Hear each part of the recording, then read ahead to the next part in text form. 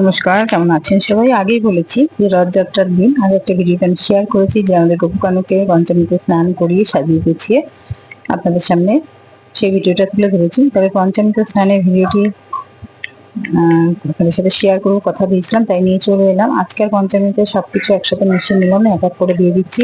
দিয়ে দিলাম টক দই, একটা তুলসী পাতা প্রথমে দিয়ে দিয়েছি। আর যেহেতু অফিস যাবো, খুব তাড়া আজকে, যেন পঞ্চমী করে রেডি করে এইভাবে স্নান করানোর সময়টাও পেলাম না, একটু তাড়াহুড়োতে স্নান করিয়ে দিলাম।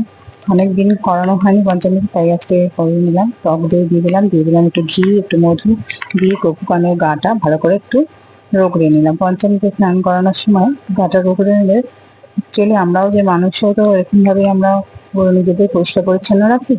পঞ্চমীতে স্নান করালে ওদের এত সুন্দর লাগে দেখতে, গোপুকানুকে খুব সুন্দর লাগে, যেন চোখ ফেরানোই যায় না। পাটা ভালো করে রগড়ে নিয়ে দিয়ে আগে ধরে দুধটা দিয়ে স্নান করে তার মধ্যে একটু হাতে শর্করাও নিয়ে নিয়েছিলাম।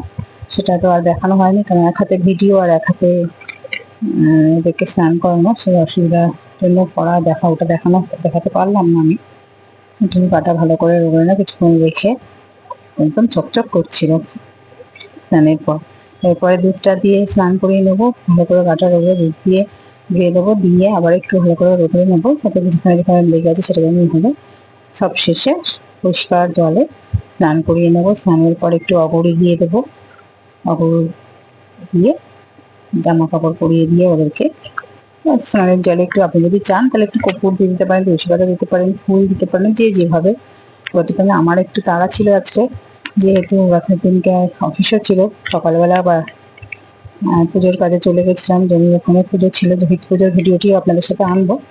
যে জমি মায়ের বাড়িতে আপাতত আছি, প্রায় বিক্রি করে একটা ছোট্ট জমি কেনা হয়েছে, তো সেই জমিতে পুজো করে নিলাম। রথ ছাড়া তো সামনে কোনো শুভ দিন নেই, শুভ দিন বলতে রথের দিনটাই খুব শুভ ছিল, তাই ওইটা রথের দিনটা পুজো দিয়ে নিলাম। নিয়ে এসে আর এসে গোপুকানুকে স্নান করিয়ে আবার নিজে রেডি হয়ে অফিস চলে গেলাম। তাই তাড়াহুড়োতে ভিডিওটি সেভাবে ভালোভাবে করতেও পারলাম না, এটুকু আপনাদের সাথে পারলাম। আপনারাও কি এইভাবে পঞ্চামৃতে স্নান করিয়ে নেন আপনাদের গোপাল সোনাদের, রাধা মাধবদের স্নানের ভিডিওটা আর আনলাম না। এই দেখুন, জানেন কানুটা কি চকচক করছে দেখুন, আসলে এক হাতে তো যেন কানে পড়ে যাচ্ছে।